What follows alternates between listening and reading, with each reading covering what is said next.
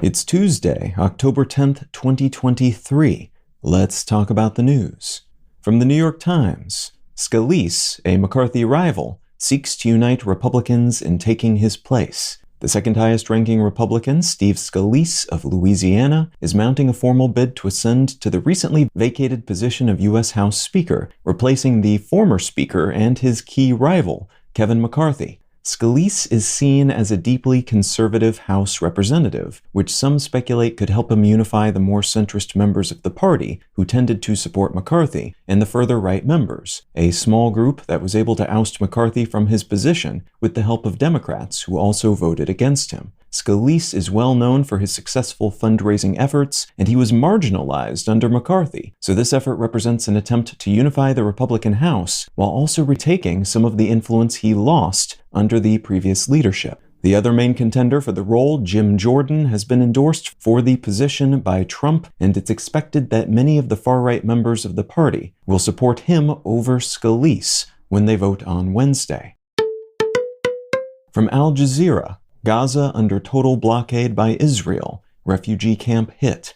Following an unprecedented sneak attack by Hamas militants into Israel on Saturday, the Israeli government declared war on the group, blockaded the Gaza Strip, called up military reserves for a counterattack, and has reinforced its borders with Lebanon on fears of opportunistic incursions from the north. This story, which has dominated headlines for days, is expected to continue to grow in scope and horribleness as Hamas and Israeli military forces continue to strike each other, and a whole lot of civilians caught in between, with missiles and artillery fire, as Israeli hostages continue to be held by Hamas, and as official death tolls continue to increase. Analysts and diplomats worry that this conflict could spiral, pulling neighboring and interested regional parties into the mix, and that concern has escalated with reports from Hamas and several news entities that Iran helped plan the attack. And from Reuters, death toll from flash floods in Indian Himalayas climbs to 74, rescue gathers pace. Flooding triggered by the bursting of a dam in the Himalayan region of India has caused at least 74 deaths, with 101 people still missing days after the event. Search and rescue efforts have been hindered by damaged roads and other infrastructure, and thousands of people are sheltering in dozens of camps established for survivors. The bursting of the dam was apparently caused by rainfall that brought double the usual amount of water to the region in the first 5 days of October.